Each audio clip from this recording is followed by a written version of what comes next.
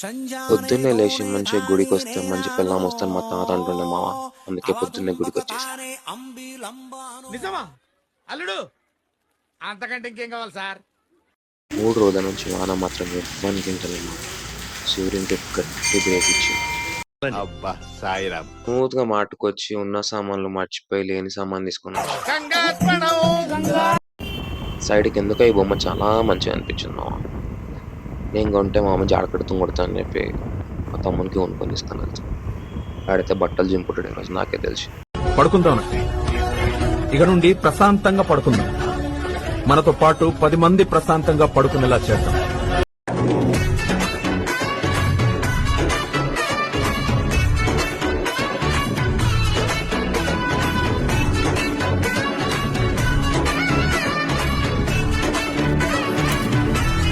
Okay bye.